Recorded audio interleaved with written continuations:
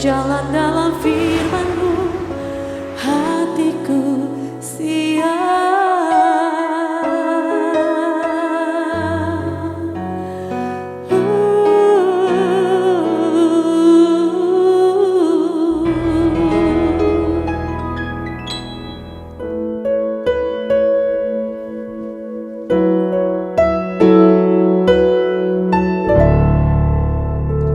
Salam, God Lover yang dikasihi oleh Tuhan Yesus Kristus. Senang boleh bersama-sama kembali dalam program Raise and God. Malam hari ini kita akan menikmati hadirat Tuhan bersama-sama. Percaya apapun situasi dan kondisi yang saudara alami, Tuhan akan memberi pertolongan. Tuhan Yesus sendiri telah berkata kepada kita, "Marilah kepadaku semua yang letih lesu dan berbeban berat, aku akan memberikan kelegaan kepadamu." Tuhan mengasihi saudara semua. Tuhan ingin engkau mengalami kasih dan kuasa-Nya dalam hidupmu. Tuhan ingin engkau mengalami damai sejahtera-Nya. Mari kita datang kepada Dia. Bapa di surga, kami bersyukur karena Engkau begitu luar biasa mengasihi kami. Engkau begitu peduli dengan pergumulan dan permasalahan serta beban berat kami. Kami membawa semua beban berat itu kepadamu Tuhan, ke dalam hadirat-Mu, karena kami percaya ada anugerah yang Tuhan akan nyatakan.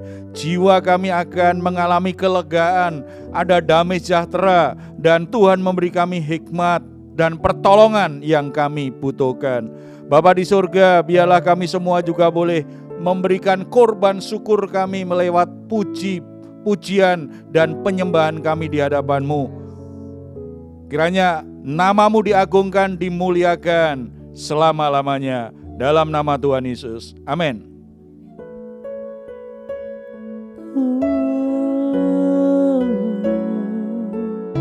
Yesus Tuhan, Kau Allah yang tiada mengingat lagi segala kesalahanku yang telah Engkau ampuni.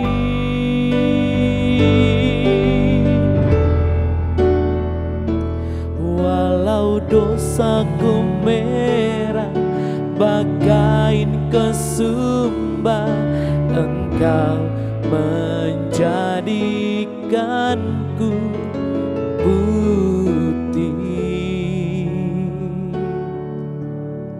seputih bulu domba. Yesus, Kau lupakan diriku, Kau ingatku adalah debu, tetapi Kau mengakuinya di hadapan malaikat-Mu. Tak Kau hapuskan namaku dari kitab kehidupan-Mu. Kau tak mau mengakuinya di hadapan Bapa. Kau Allah yang tiada mengingat lagi segala kesalahanku yang telah Engkau ampuni.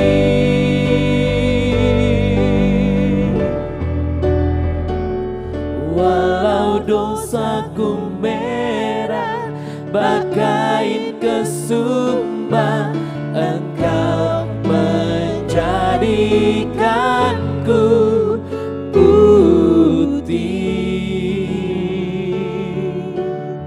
seputih bulu domba. Walau dosa dosaku, walau dosaku merah bagai kesumba, Engkau menjadikanku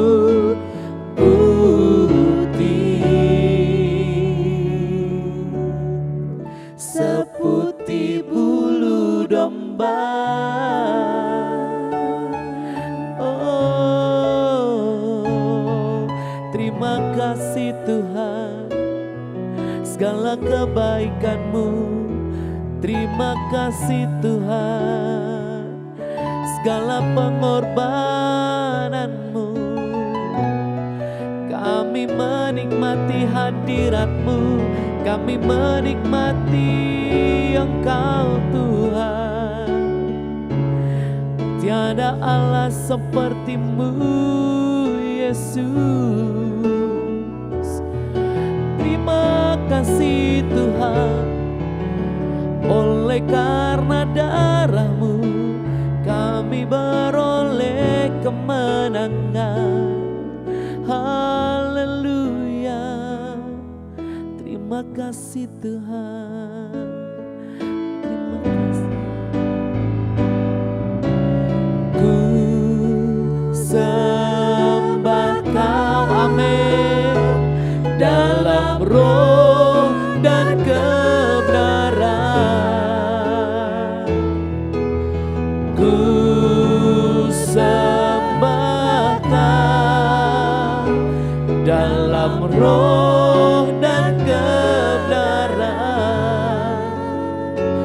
Tak seorang pun juga seperti Kau, Yesus. Tak seorang pun, tak seorang pun juga seperti Kau, Yesus.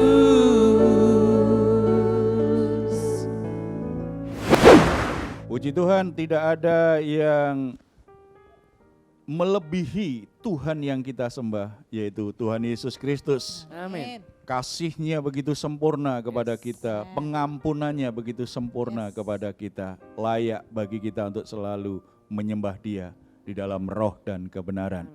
Saudara-saudara yang dikasihi oleh Tuhan Yesus, suatu saat saya bertemu dengan seorang anak muda yang disingkirkan oleh keluarganya sendiri.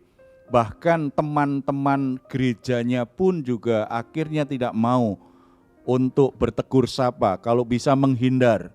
Kalau toh terpaksa bertemu, hanya sekedarnya saja menyapa. Mengapa demikian? Karena anak muda ini memang pergaulannya sangat rusak sekali, perilakunya sangat rusak sekali. Dalam pertemuan itu kita ngobrol. Dia bercerita tentang kemarahannya yang luar biasa kepada ayahnya. Karena ayahnya itu selalu menyalah-nyalahkan dia dan menjadikan dia kambing hitam terhadap semua permasalahan dalam keluarga. Bahkan ketika ada masalah dengan adiknya, dia yang disalahkan. Kakaknya ada yang salah, dia yang disalahkan. Tidak ada yang benar. Bahkan akhirnya ayahnya itu sungguh-sungguh suatu saat ketika dia tidak puas, dia marah dan dia usir anaknya sendiri dari rumah. Dalam kemarahan yang sama, anaknya itu akhirnya minggat dari rumah. Dia tidur dari satu tempat ke tempat yang lain teman-temannya, tetapi temannya juga tidak mau terlalu lama dia tidur di tempatnya, makanya dia pindah-pindah. Bahkan kadang-kadang dia harus tidur di tempat-tempat umum seperti terminal bis atau stasiun kereta api, tetapi kondisinya saat ini pasti nggak bisa, tapi di masa itu masih memungkinkan sekali. Dalam obrolan itu saya bertanya, kamu nggak capek lakukan ini? Sebenarnya saya capek, tetapi saya benar-benar marah dan sakit hati dengan ayah saya, Pak. Lalu saya tanya, mengapa kamu menyakiti dirimu sendiri? Karena saya tahu dia setelah itu selalu mabuk bentar-bentar mabuk, jadi senang sekali dengan alkohol. Dan tidak hanya itu, dia mulai memakai narkoba juga, menyakiti. Saya tanya, mengapa kamu menyakiti dirimu sendiri? Kamu rusak tubuhmu sendiri. Jawabannya mengejutkan, karena dia berkata, saya ingin membalas ayah saya. Loh, mengapa kamu ingin membalas tapi dengan merusak tubuhmu sendiri? Saya ingin buat malu ayah saya. Jadi apa yang dia lakukan sebagai sebuah cara, karena dia tidak bisa melawan langsung ayahnya. Dia tidak bisa membalas dendam dengan cara yang langsung. Dia sengaja rusak hidupnya sendiri supaya ayahnya itu menjadi malu. Karena punya anak yang rusak, dia sengaja itu lakukan. Saudara-saudara, tidak hanya satu anak muda ini saya bertemu. Ada beberapa anak muda yang mirip-mirip seperti itu. Ada kemarahan yang luar biasa dan ingin membalas dendam orang yang dikasihinya, orang tuanya, dengan cara merusak dirinya sendiri. Saudara-saudara, apakah keinginan balas dendam itu membuat orang bahagia? Tidak. Membuat orang semakin marah, membuat orang semakin terluka hatinya. Apakah balas dendam menyelesaikan masalah? Tidak bisa. Makanya Tuhan melarang kita jangan membalas dendam. Karena balas dendam itu sama saja memperbanyak kejahatan, memperbanyak dosa. Ketika dosa dilawan dosa, berarti dosa semakin kuat. Dan itu semakin merusak hidup manusia. Saudara-saudara, kalau kita merasa diperlakukan yang menyakitkan, kita semua pasti tahu apa yang diajarkan Tuhan Yesus, mengampuni. Enak didengar, tetapi tidak selalu enak untuk dirasakan dan dilakukan, ya gitu ya. Jadi ketika kita mengampuni itu rasanya nggak enak.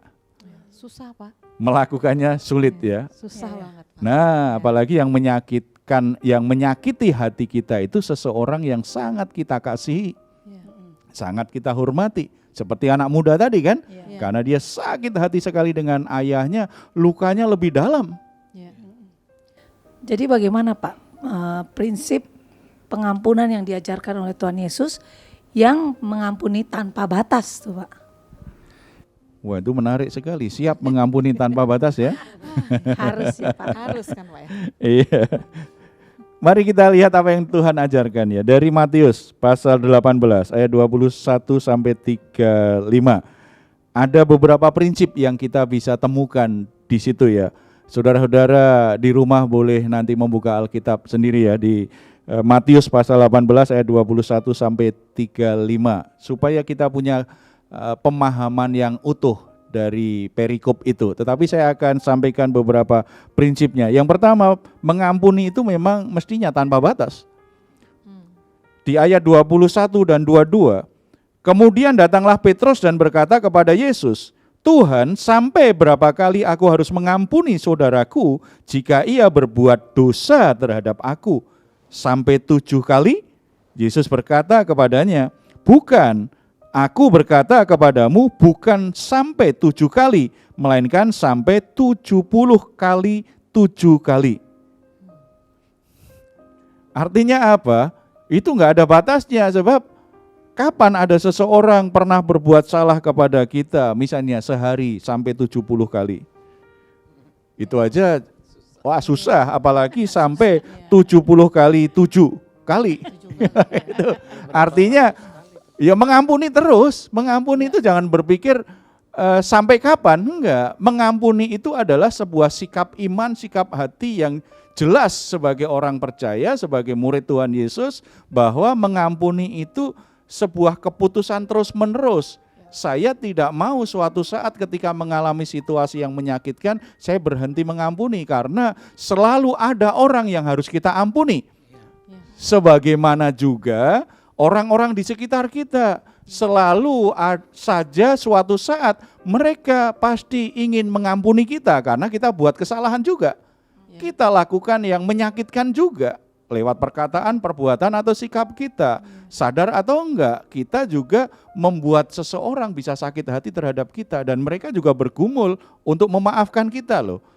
Kita seringkali kan hanya berpikir tentang rasa sakit yang kita alami. Kita lupa bahwa ada orang lain juga yang tersakiti dengan kata-kata dan perilaku kita. Makanya ajaran Yesus ini luar biasa sekali. Jangan berpikir kalau mengampuni itu ada batasnya. Tidak, prinsip mengampuni itu artinya kalau saya mengampuni saya nggak berpikir batasnya kapan. Tetapi mengampuni itu sebuah keputusan iman, keputusan hati yang saya buat sebagai anak-anak Tuhan. Memang saya ingin mengampuni. Sampai kapan? Saya nggak berpikir sampai kapan. Saya hanya berpikir bahwa saya mesti mengampuni. Harus. Iya, saya harus mengampuni. Saya tidak mau terus terluka. Saya tidak mau terus marah. Apalagi saya tidak mau akhirnya dorongan kemarahan dan sakit hati membuat saya ingin balas dendam. Kalau kita ingin balas dendam, kalau kita nggak mampu, kita nggak berani, kita nggak sanggup. Kan seperti anak-anak muda tadi. Hanya ingin supaya membalas dendamnya supaya orang yang menyakiti kita jadi malu. Orang yang yang menyakiti hati kita jadi mengalami kesulitan dengan hidup kita. Gitu kan? Kadang-kadang sengaja seperti itu loh. Ya kan, misalnya kadang-kadang itu kan anak muda merusak begitu. Ada yang sengaja buat kejahatan supaya ditangkap polisi. Begitu ditangkap polisi kan orang tuanya dihubungi. Begitu dihubungin orang tuanya menjadi malu. Merasa bersalah. Jadi itu sebenarnya sebuah balas dendam supaya orang tuanya menjadi merasa bersalah. Karena merasa bersalah setelah itu memaklumi apa yang dia buat. Tidak seperti itu. Kalau mengampuni kita berpikirnya memang saya ingin mengampuni. Saya tidak mau terus terluka. Saya tidak mau terus dikuasai kemarahan. Saya tidak ingin hidup saya rusak sendiri. Mengampuni itu sebuah keputusan yang kita buat tanpa kita berpikir kapan batasnya, tetapi sebuah keputusan tegas. Hati saya ingin dipenuhi dengan pengampunan, bukan kebencian. Itu sebagai tindakan kita mengasihi hidup kita. Sebab kalau kita membiarkan sakit hati, kemarahan, hanya berpikir bagaimana menyakiti orang lain yang menyakiti kita, kita sebenarnya tidak mengasihi hidup kita. Karena kita hanya fokus pada perasaan kita, pada hal-hal yang buruk, hal-hal yang jahat yang dilakukan orang lain kepada kita. Kita tidak berpikir ke depan hidup kita seperti apa. Tuhan Yesus sudah memberi teladan. Bapa kita di surga sudah memberi teladan. Pengampunannya tanpa batas. Saya tanya, berapa kali kita buat kesalahan sejak kita percaya Tuhan Yesus? Banyak. Berapa kali kita lakukan dosa? Enggak terhitung. Hari ini sudah lakukan dosa belum? Sudah. Wah. Pengakuan Tuhan. Sudah.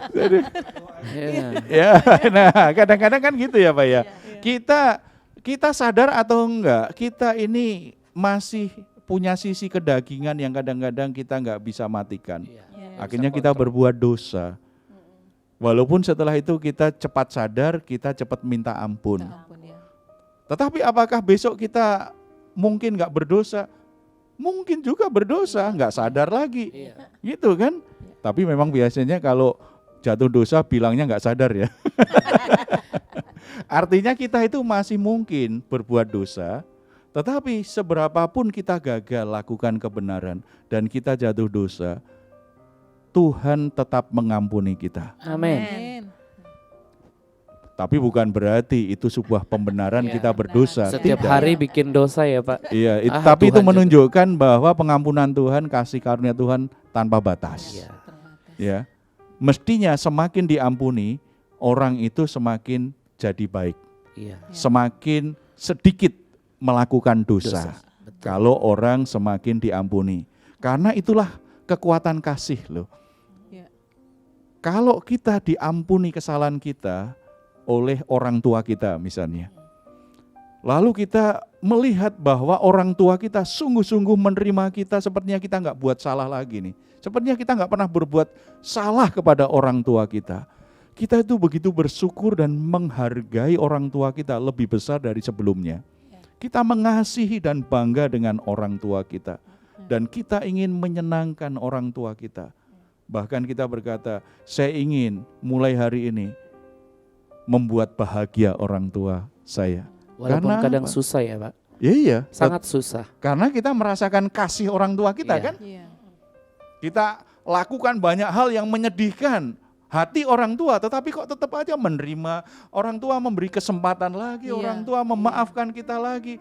Begitu kita pada titik kesadaran betapa luar biasanya kasih orang tua kita, dalam kasihnya itu begitu korban perasaan besar sekali. Tidak hanya korban harta benda tuh, demi kasihnya kepada kita.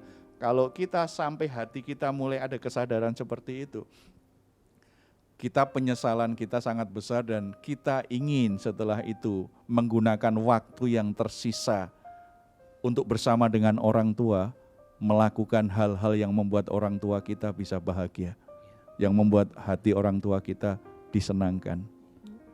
Demikian juga kita, kalau kita sadar bahwa pengampunan Tuhan itu tanpa batas, maka harusnya di hati kita kalau bicara pengampunan kita juga belajar mengampuni. Aku enggak berpikir batasnya kapan. Aku hanya berpikir aku enggak mau sakit hati, enggak mau marah, enggak mau membalas dendam. Aku hanya berpikir bahwa hatiku harus selalu dipenuhi dengan kasih-Nya Tuhan, dengan pengampunan yang dari Tuhan. Setelah Petrus bertanya ini kan Tuhan Yesus kasih perumpamaan itu kan menarik sekali itu. Bagaimana akhirnya memang kita harus mengampuni orang lain seperti Allah mengampuni kita. Dikisahkan di perumpamaan Tuhan Yesus itu tentang seorang raja yang ingin mengadakan perhitungan terhadap hamba-hambanya. Karena kan dia percayakan banyak aset dan perbendaraan kerajaan kepada hamba-hambanya. Kemudian ternyata ditemukan ada orang yang curang, ada orang yang lakukan kejahatan secara keuangan.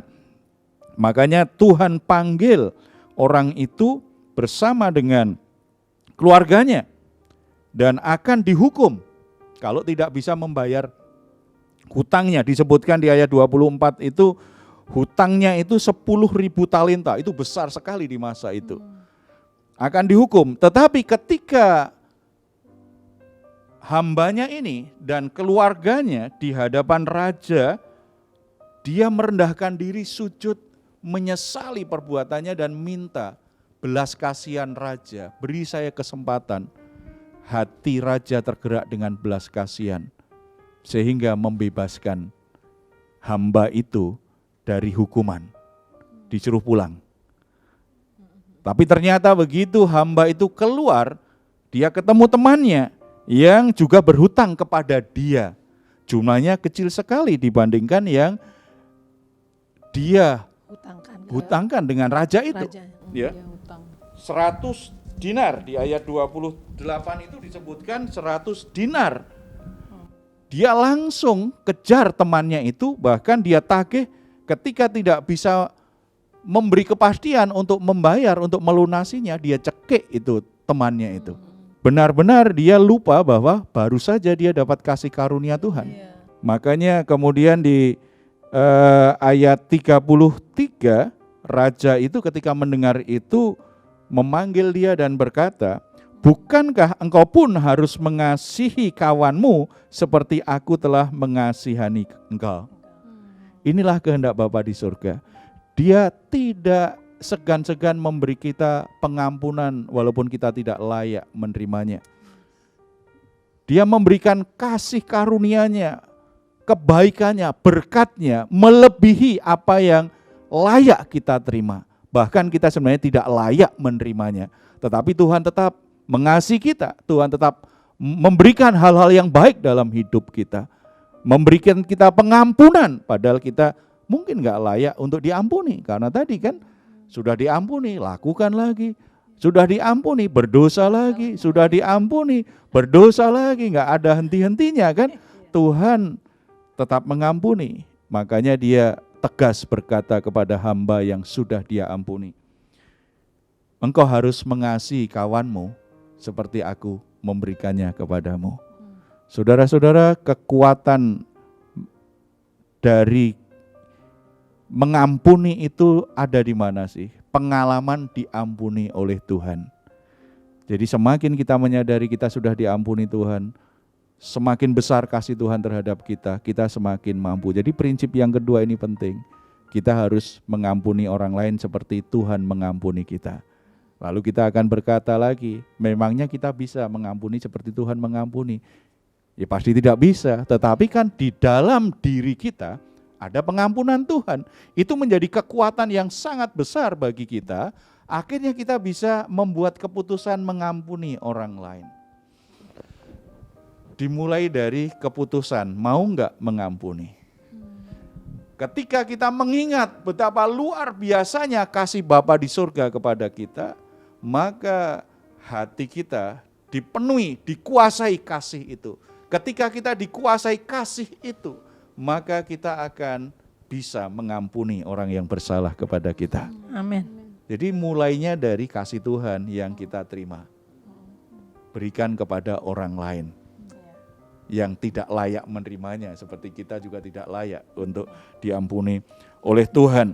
Dan kalau mengampuni itu juga harus sepenuh hati. Ayat 35 ya.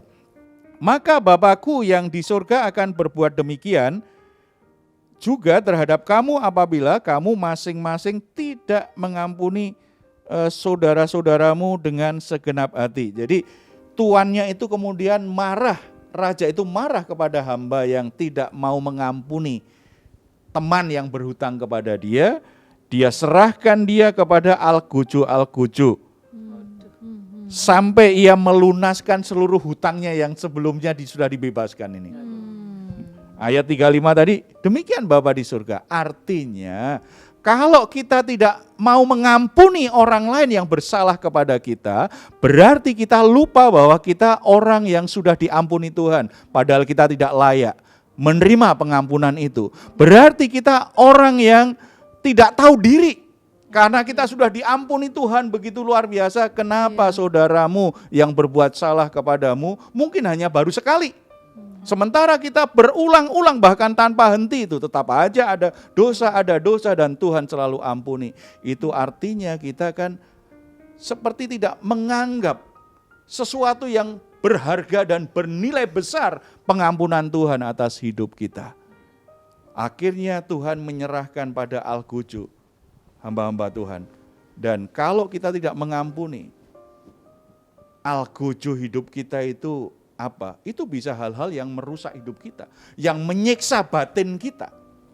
Orang-orang yang tidak mengampuni, saya ketemu orang-orang yang tidak mau mengampuni, ada saja penyakit yang akhirnya dia alami dalam tubuhnya. Ada saja penderitaan batin yang dia alami. Ada saja kerusakan dalam hidupnya. Ada saja hal-hal yang buruk terjadi. Al-Guju itu diizinkan Tuhan untuk menyiksa hidup kita. Oleh sebab itu, Bapak Ibu Saudara-saudara yang dikasih oleh Tuhan Yesus Kristus, kalau kita ingin hidup kita dalam damai sejahtera Tuhan, kalau kita ingin hidup kita itu mengalami hal-hal yang baik yang dari Tuhan, kalau kita ingin menikmati hidup ini dengan sukacita, jangan biarkan hatimu dipenuhi dengan sakit hati, kebencian, dan keinginan balas dendam. Tetapi kita harus belajar untuk mengampuni. Jangan berkata tidak bisa. Sangat bisa selama saudara ada di dalam kasih Tuhan. Amin. Selama saudara mengampuni dalam anugerah Tuhan. Amin. Kita akan bersatu dalam doa. Bapa di surga, kami bersyukur karena anugerah-Mu luar biasa. Siapa kami sehingga Engkau mengasihi kami? Begitu luar biasa. Mengingat hidup kami di masa lampau Tuhan. Kami adalah orang-orang yang sebenarnya patut dimurkai, tidak layak untuk menerima pengampunan-Mu. Tetapi kami bersyukur karena dalam Yesus Kristus kami menerima anugerah pengampunan Allah yang tanpa batas. Pengampunan yang sempurna, pengampunan sepenuhnya, tidak setengah-setengah. Kami diterima sepertinya kami tidak pernah berbuat salah. Kami diperlakukan oleh Bapa di surga sepertinya kami tidak pernah melakukan dosa. Kami diposisikan sebagai orang yang benar, sebagai orang yang memiliki janji berkat Tuhan, memiliki anugerah Tuhan yang membawa kami pada kebaikan-kebaikan. Terima kasih Bapa di surga untuk anugerah pengampunan-Mu yang luar biasa. Biarlah di hati kami juga dilimpahi, dipenuhi dengan kasih yang mau mengampuni orang-orang yang bersalah kepada kami. Tuhan mengerti bagaimana perasaan yang sedang dialami oleh saudara-saudara yang saat ini sedang menyimpan kemarahan, sedang menyimpan sakit hati, kebencian dengan seseorang, bahkan dengan orang terdekatnya, dengan suaminya, dengan istrinya, dengan mertuanya, dengan orang tuanya, dengan saudaranya sendiri, dengan sahabatnya. Rasa sakit yang mereka alami, Tuhan sangat memahaminya. Karena Tuhan Yesus sendiri sudah mengalami penderitaan yang begitu luar biasa. Tetapi biarlah hari ini Bapa, Engkau hadir di batin mereka. Tuhan memberi kekuatan hati kepada mereka, agar mereka memutuskan berhenti benci, berhenti keinginan untuk membalas dendam. Tuhan jamah hatinya. Tuhan sembuhkan rasa sakit itu. Dan Tuhan limpahi dengan damai sejahtera. Tuhan limpahi dengan kasih-Mu yang sempurna. Supaya saudara-saudara kami yang sedang mengalami perasaan benci, perasaan marah, perasaan ingin balas dendam, mereka akhirnya dipenuhi dengan damai sejahtera dan bisa mengampuni orang-orang yang membuat mereka menjadi sakit hati, membuat mereka menjadi menderita. Biarlah mereka boleh mengampuni, melepaskan pengampunan yang dari Tuhan, dari hatinya dengan tulus hati.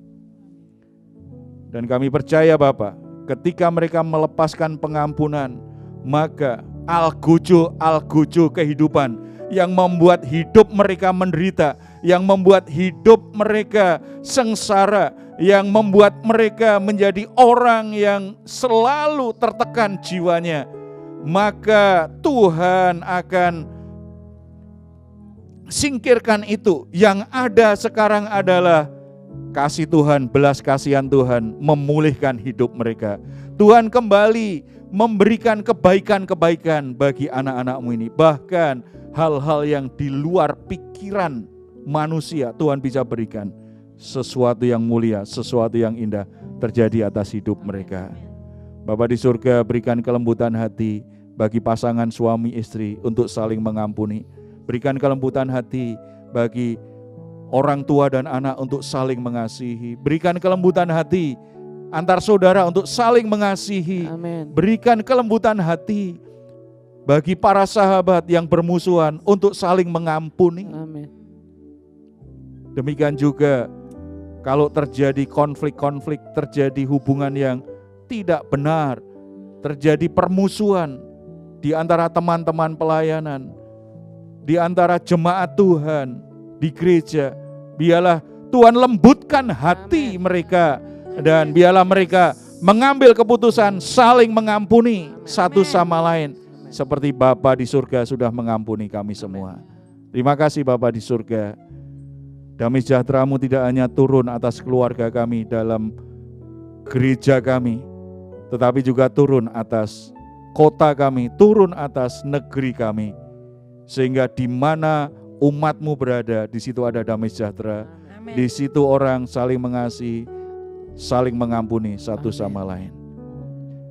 Bagi saudara-saudara yang karena kemarahan, karena kebencian yang begitu besar, akhirnya membuat mereka mengalami sakit penyakit, Bapa di surga, biarlah Roh Kudus menjamah hati mereka, agar mereka bisa mengampuni orang-orang yang membuat mereka sangat marah, membuat mereka sangat benci. Dan ketika mereka sudah melepaskan pengampunan, Tuhan jamah sakit penyakitnya agar mengalami kesembuhan, mengalami pemulihan Bapa. Terima kasih, kerusakan apapun Tuhan pulihkan ketika anak-anakmu rela melepaskan pengampunan, membersihkan hatinya terhadap segala kebencian, terhadap segala kemarahan dan keinginan balas dendam. Yang ada adalah kasih karunia, kebaikan dan kebaikan semata. Terpuji namamu dalam nama Tuhan Yesus Kristus. Amin. Saudara-saudara yang dikasihi oleh Tuhan Yesus Kristus, kerusakan apapun yang saudara alami, masalah seberat apapun, percaya kalau saudara datang kepada Tuhan, ada kasih karunia Tuhan yang akan memulihkan hidupmu. Kalau saudara-saudara membutuhkan dukungan doa, saudara boleh menuliskannya di nomor telepon yang ada di layar saudara. Tim doa kami akan mendukung saudara dalam doa. Kerinduan kami saudara-saudara semua selalu beroleh anugerah dan pertolongan Bapa di surga. Kalau saudara ingin memberikan komentar, silahkan menuliskannya di ruang komentar yang ada di channel Diaspora TV. Kami tunggu. Mazmur 4 ayat 8 sampai 9. Engkau telah memberikan sukacita kepadaku lebih banyak daripada mereka ketika mereka kelimpahan gandum dan anggur. Dengan tentram aku mau membaringkan diri, lalu segera tidur. Sebab hanya Engkaulah ya Tuhan yang membiarkan aku diam dengan aman. Selamat malam, selamat beristirahat. Tuhan Yesus memberkati kita semuanya. Amin.